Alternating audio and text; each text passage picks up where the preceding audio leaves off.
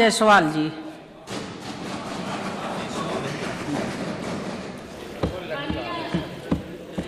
अधिष्ठाता महोदय, आपने मुझे वित्तीय वर्ष 2024-25 के बजट के पक्ष में बोलने का अवसर दिया, इसके लिए मैं आपकी बहुत आभारी हूँ। वैसे सर्वप्रथम आदरणीय अध्यक्ष जी नहीं हैं, मैं उन्हें भी उनके द्वारा जो नित्य नए अभिनव प्रयास किए जाते हैं विधानसभा को और आकर्षक सुसज्जित बनाने के लिए, और इस बार भी माननीय मुख्यमंत्री जी और आदरणीय विधानसभा अध्यक्ष जी द्वारा विधानसभा के स्मृति चिन्ह के रूप में जो प्रत्येक सदस्य को एक स्मृति चिन्ह दिया गया, उसका भी आभार प्रकट करती हूँ। आज एक बहुत खुशी का माहौल है और जब बोलने का अवसर मिला है तो कहीं मैंने पढ़ा था और महसूस भी उसको बहुत शिद्दत से किया है कि चीर के जमीन को उम्मीद में बोता हूँ, मैं किसान हूँ, चैन से कहाँ सोता हूँ। ऐसे किसानों के रहनुमा स्वर्गीय चौधरी चरण सिंह जी के दोबारा से ठीक है, हमारे पूर्व मुख्यमंत्री जी, मैं दोबारा से कहती हूँ, और किसानों की बात है तो दोबारा क्या मैं बार बार उनके लिए कह सकती हूँ कि चीर के जमीन को उम्मीद में बोता हूँ, मैं किसान हूँ, मैं चैन से कहाँ सोता हूँ। मैं प्रधान भी रही हूँ गांव की और मैं किसानों की इस व्यथा को समझती भी हूँ, और हमारी सरकार ने इन्हीं भावों के साथ जुड़कर अंत्योदय की संकल्पना को साकार करते हुए किसान बंधुओं के हित में जो अनेक उल्लेखनीय काम किए हैं, आज जब भारत रत्न देने की स्वर्गीय चौधरी चरण सिंह जी को घोषणा की है तो हम सब बहुत गदगद हैं और मैं अपनी पार्टी का बहुत आभार व्यक्त करती हूँ। हिंदी के मूर्धन्य कवि श्री हरिओम पवार जी ने लिखा था, मेरा पूरा भारत धर्म स्थान है, मेरा राम तो मेरा हिंदुस्तान है। जय श्री राम।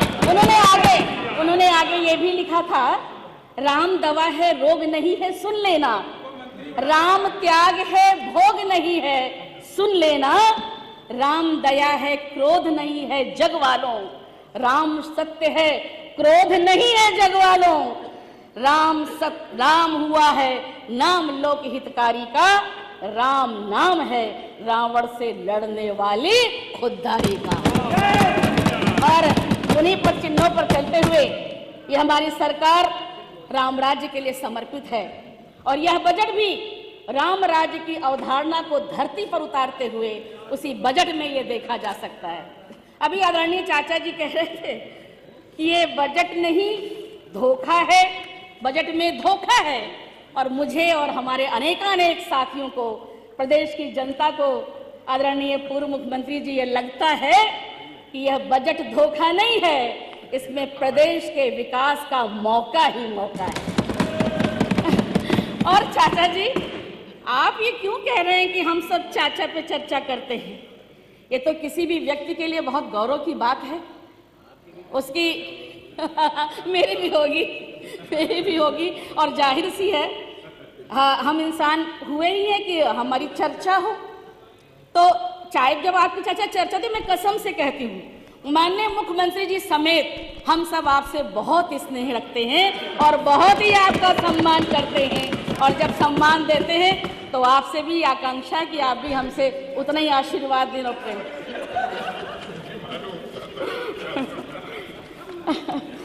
माननीय मुख्यमंत्री जी को मैं बहुत ही संवेदनशील और विद्वान वित्त मंत्री हैं आदरणीय वित्त मंत्री जी। उन्होंने पिछले कार्यकाल की बजट की तरह इस बार भी एक लोक कल्याणकारी बजट को प्रस्तुत किया है। यह बजट हमारे प्रदेश का शासन कहीं न कहीं केवल रामराज की अवधारणा से अभिसिंचित है, साथ ही साथ सामाजिक, सांस्कृतिक एवं आध्यात्मिक उन्नति की ओर प्रदेश को ले जाने वाला है। मर्यादा पुरुषोत्तम राम का जीवन हजारों हजार बरस से देश और दुनिया को जीवन के महत्तर आदर्शों की ओर अग्रसर करने के लिए प्रेरित करता है। भगवान राम है क्या? भगवान राम भारत के राजा हैं, वनवासी गिरवासी के सहयोगी हैं, राम भारत के मित्र हैं, राम भारत के पुत्र हैं, राम भारत का शील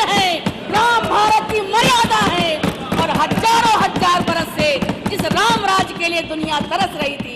राम राज, राम उस राम राज्य के अधिष्ठाता हैं। आज यह राम राज्य यहाँ पर दिखाई पड़ रहा है और इस बजट में भी इस बात की घोषणा हुई है कि कैसे हम राम राज्य के लिए आतुर और व्याकुल हैं। आदरणीय चाचा जी ने कहा कि दैहिक दैविक भौतिकता पर राम राज्य काहू नहीं व्यापा। इसी की आगे की लाइन है, नहीं दरिद्र कोई दुखी न दीना, नहीं कोई अबुध न लक्षण हीना। चाचा जी ने मुझे हिंदी में हम सबको इसका अर्थ भी समझाया। जिनको अर्थ नहीं आता है इन लाइनों का अर्थ भी बताया कि दैहिक का मतलब कि किसी को कोई शारीरिक कष्ट न हो। इसके लिए प्रधानमंत्री आयुष्मान योजना के तहत सबके जीवन के स्वास्थ्य को सुधारने का काम किया जा रहा है। अभी हमारी आंगनबाड़ी बहनों को भी उससे लक्षित करने का एक संकल्प सरकार ने लिया है। तो कोई भी दैहिक दैविक भौतिकता पर नहीं होगा, ये मैं आश्वासन देती हूँ। आदरणीय अधिष्ठाता महोदय, हमारी सरकार के आने के बाद माननीय प्रधानमंत्री जी के सबके साथ सबके विकास के नारे के बीच माननीय मुख्यमंत्री जी आदित्यनाथ योगी जी के कुशल नेतृत्व में कानून व्यवस्था में अभूतपूर्व सुधार हुआ है। हमारी सरकार के आने के पहले उत्तर प्रदेश में वही होता था जिसे कौटिल्य ने मत्स्य न्याय की संज्ञा दी, यानी सीधी भाषा में हम कहें तो जिसकी लाठी उसकी भैंस। हमारी सरकार के कुशल नेतृत्व के कारण हमने सफलतापूर्वक कानून का राज्य स्थापित किया है। उत्तर प्रदेश को उत्तम प्रदेश में रूपांतरित करने की पहली आवश्यकता को धरती पर उतारने का काम किया है। इस सरकार से पहले किसी ने भी अपराध और अपराधी, भ्रष्टाचार और भ्रष्ट के लिए शून्य सहिष्णुता के बारे में कोई शब्द ही नहीं सुना था। ये माननीय मुख्यमंत्री जी ने करके दिखाया है, क्योंकि जिंदगी को आसान नहीं, खुद को मजबूत बनाना पड़ता है। सही समय कभी नहीं आता, समय को सही बनाना पड़ता है। जो महिलाओं के खिलाफ अपराध करते हैं उन्हें माफ नहीं किया जाना चाहिए। ये हमारे मुख्यमंत्री जी के शब्द हैं। उत्तर प्रदेश ने महिलाओं के खिलाफ अपराध के मामलों को सुलझाने में देश में अपनी पहली जगह, दूसरे स्थान पर अपनी जगह सुरक्षित की है। जो कहा वो करके दिखाया। माननीय विधायक जी, समय हो गया है। एक सदस्य जी का ने कह दिया कि अपना समय हम आपको दे रहे हैं। नहीं, अब तक ध्यान में न आने वाली आधी जनसंख्या विकास में बराबर की भागीदार बन सके, मोदी जी द्वारा लाया गया महिला आरक्षण विधेयक भी इस दिशा में एक ऐतिहासिक कदम भी है। और इसीलिए आज योगी मोदी राज में वो समय आ गया है जब महिलाओं की आवाज सुनी जा रही है। वो महिला चाहे इधर बैठी हो चाहे उधर बैठी हो, आज ये दिखा दिया है। सरदार जी, हमारे प्रिय सरदार जी, मुझे आवाज उठाने दो, मुझे आवाज उठाने दो। आधी आबादी की हकीकत दुनिया को बतलाने दो। कितनी अग्नि परीक्षा लोगे मेरी, कभी मुझे भी तो आजमाने दो। इस आधी आबादी की हकीकत दुनिया को बतलाने दो। और ये कोई भी महिला हो, किसी भी दल की महिला हो, इसके लिए अगर किसी ने संबल दिया है तो आदरणीय मोदी जी और आदरणीय योगी जी ने दिया है। और आज इसी शक्ति के कदमों की थाप को लेकर उत्तर प्रदेश के मुख्यमंत्री जी ने उत्तर प्रदेश को $1 ट्रिलियन की अर्थव्यवस्था में बदलने का संकल्प किया है, क्योंकि महिला शक्ति के बिना यह सपना संभव नहीं है। मैं आपको कुछ नहीं सुनाऊंगी, क्यों जा रहे हैं।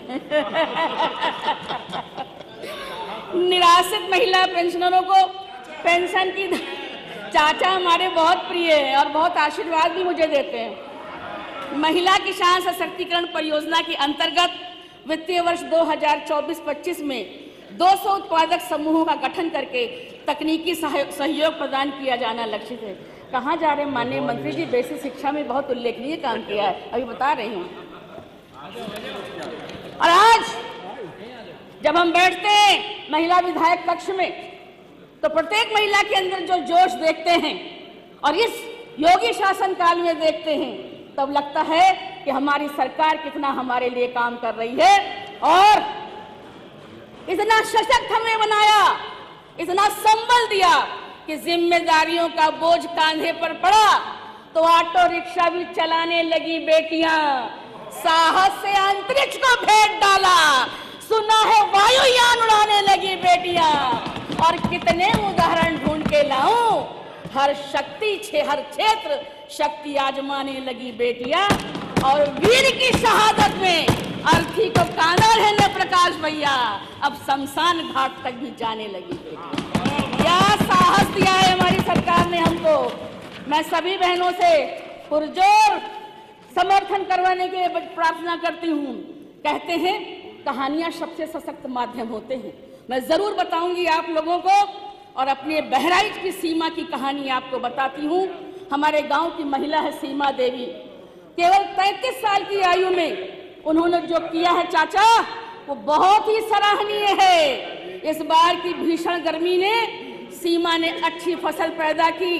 33 साल की आयु में वो उस सफर पर निकली जिसके पीछे अगर माननीय विधायक जी, एक और सदस्य तैयार हो गए कि हमारा समय दे दीजिए। हाँ, सब दे रहे हैं समय बहन जी, और आप सभी विषय पर सबका समय मिल गया है। और उनके खेत इतनी गर्मी में तपते रहे, असाधारण है ना।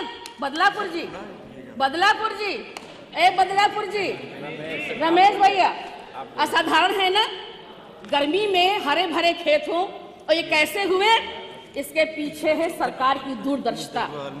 बर्कले कंपोस्ट जो कैलिफोर्निया विश्वविद्यालय का उपहार है, और जिसे बहराइच से लेकर के उत्तर प्रदेश के गांव-गांव में फैलाने का काम उत्तर प्रदेश की सरकार ने किया। सीमा की यात्रा उन पूरे गांव की आशाओं का प्रतीक है जो मुख्यमंत्री योगी आदित्यनाथ और भाजपा सरकार ने नया दिशा देने के लिए संकल्प किया है। आज इस बर्कले कंपोस्ट ने न केवल खेतों को लहलाया है, बल्कि शहरी और ग्रामीण दोनों क्षेत्रों के संवाद को बढ़ा दिया है। हम भारत की जनसंख्या के 17% हैं, जिसमें से 56% हम काम करने के योग्य आयु समूह में हैं। पूर्व की सरकारों ने इसे विकास के इंजन में तब्दील करने का कोई काम नहीं किया। एक समय था आदरणीय अधिष्ठाता महोदया, जब इस सदन में लोग उत्तर प्रदेश को बांटने के लिए लड़ रहे थे, और हम पूर्वांचल एक्सप्रेस के माध्यम से पश्चिमी उत्तर प्रदेश को पूर्वी उत्तर प्रदेश से जोड़ने का काम। ITI कौशल विकास की केंद्रीय धुरी है, बुरी हालात में थी। ये सवाल पूछना चाहती हूँ विपक्ष के साथियों से कि क्यों सालों से ITI हमारे धूल खा रहे थे, क्यों करप्शन का शिकार बने थे। हमने ITI को अपग्रेड करने का प्रण लिया, और इसके लिए 4000 करोड़ का आवंटन भी करने का काम किया है। हम सब जानते हैं हमारे तेजस्वी ओजस्वी माननीय मुख्यमंत्री जी के कुशल निर्देशन में प्रदेश में कानून व्यवस्था में अभूतपूर्व सुधार हुआ है।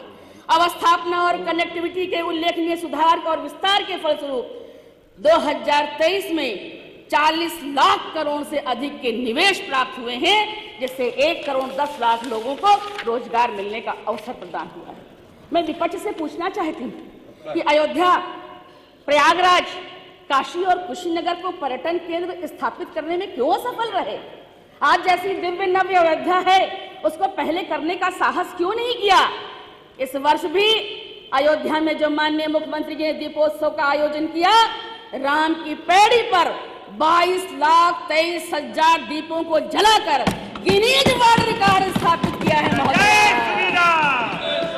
विजन देखिए, प्रत्येक विधानसभा क्षेत्र को एक पर्यटन क्षेत्र में बदलने की योजना है, और इसीलिए मैं माननीय वित्त मंत्री जी की, माननीय मुख्यमंत्री जी की भूरी प्रशंसा करते हुए आप सबसे कहना चाहती हूँ कि यूपी नहीं देखा तो इंडिया नहीं देखा। आज सबसे अधिक पर्यटकों को कोई क्षेत्र, कोई राज्य आकर्षित कर रहा है तो यह यूपी है, और यह दोहरी इंजन की सरकार के कारण संभव हुआ है। हमने केवल रास्ते नहीं बनाए हैं, हमने केवल गांव और शहर को शहर से नहीं जोड़ा, हमने अपने राज्य को दूसरे राज्यों से नहीं जोड़ा, हमने केवल चलने के समय को नहीं कम किया, बल्कि एक शानदार एक्सप्रेसवे की जटिल चादर बुनी है, जिसने हमें एक्सप्रेसवे राज्य की संज्ञा देने का काम किया है। माननीय वित्त मंत्री जी ने राज्य माननीय विधायक एक मिनट बस समाप्ति पर चौड़ीकरण कार्यों हेतु 2,881 करोड़ रुपए, धर्मार्थ मार्गों के विकास हेतु 1,750 करोड़ रुपए और ट्रैफिक जाम और फ्लाईओवर की समस्या से निपटने के लिए 1000 करोड़ रुपए की बजट व्यवस्था प्रस्तावित की है। और मैं एक बात और कहना चाहूँगी, मैं कल सुन रही थी इधर से, और बिना किसी पक्ष और विपक्ष की बात मैं कहती हूँ कि कुछ लोगों ने कहा कि ये सरकार जातिवाद करती है, हमारा ध्यान नहीं दे रही है। मैं कहना चाहती हूँ, कोई भी योजना हो, सौभाग्य योजना हो, अंत्योदय हो, उज्ज्वला हो, शौचालय की योजना हो, हमने कोई भेदभाव नहीं किया। जब गैस के कनेक्शन बेटे महोदया, तो चाहे रीता हो और चाहे रेहाना हो और चाहे सीमा हो, चाहे सुल्ताना हो, हमने कोई भेदभाव नहीं किया है, क्योंकि हमारा जो संस्कार है, हमने बचपन से सुना है, भाजपा उसी संकल्पना पर चलती है। आदरणीय राकेश भैया बैठो। अभी कहा, कल कह रहे थे कि बहन जी हमसे बिना मिले जा रही। हम नहीं विधायक जी, मैं हमारे 15 मिनट हो गया, 15 मिनट माने बस खत्म है। 1 मिनट मैडम, 1 मिनट। हमारा जो संस्कार है राकेश भैया, वो ये कहते हैं माननीय अधिष्ठाता महोदया कि मंदिर में दाना चुगकर चिड़िया मस्जिद में पानी पीती है। अरे महिला विरोधी है का? मंदिर में दाना चुगकर चिड़िया मस्जिद में पानी पीती है। मैंने सुना कोई सलमा बेगम राधा की चुनरी सीती है। हमें संकल्पना के आधार पर बहुत और बस खत्म कर रही हूँ। आप लोग ज्यादा जोर दे रहे हैं तो माननीय अर्चना पांडे जी दे रही हूँ। और माननीय अर्चना पांडे जी, कल सदन में माननीय मुख्यमंत्री जी ने महाभारत के उद्धरण में कृष्ण कौरव संवाद का जो वर्णन किया था, उससे पूरा हमारा ध्येय स्पष्ट है। उन्होंने कहा था, दे दो हमें 5 गांव, रख लो अपनी धरती तमाम, हम वही खुशी से खाएंगे, पर जन परसी न उठाएंगे। दुर्योधन वह भी दे न सका, आशीष समाज के ले न सका। माननीय मुख्यमंत्री जी ने केवल 3 ग्राम मांगे हैं। बस अभी तो ये झांकी है, अगली तस्वीर बाकी है।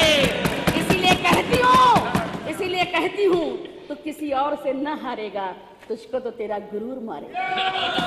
और बस राम से विरोध ठीक नहीं। और बस आखिरी बात कहती हूँ, अर्चना पांडे बस महोदया अंदर एक, अर्चना मैडम 1 मिनट दे दीजिए। बस कहती हूँ कि राम तो कण कण में व्याप्त है, राम तो प्रभात का स्वर है। सुबह उठे तो राम राम, कुछ दर्द हुआ तो हरे राम, कुछ गलत हो गया तो हरे राम, और अंत में भी तो बस राम राम राम राम मुक्ति है। और हमारे श्रद्धेय भारत रत्न अटल बिहारी वाजपेयी जी ने जो जनमानस की भावनाओं के आधार पर जो बात कही थी, जो कविता लिखी थी, उसकी 4 पंक्तियां पढ़ के अपनी बात समाप्त करती हूँ। हमारी सरकार ने उन्हीं पंक्तियों का आज राम के भव्य दिव्य मंदिर के रूप में आरोहण किया है कि रामकृष्ण यदि गए, माननीय श्रद्धेय अटल बिहारी वाजपेयी जी की पंक्तियां हैं, रामकृष्ण यदि गए विवेकानंद शेष है, अभी मूर्ति की पूर्ति शेष है, अभी तो प्रण शेष है। आओ युग के सपनों को साकार करें हम, मृतकों में भी जीवन का हुंकार भरे हम। यह राम राज्य इसी हुंकार को लाने वाला है। माननीय अधिष्ठाता माननीय अर्चना पांडे जी, अवसर दिया, मैं आपकी बहुत आभारी हूँ। और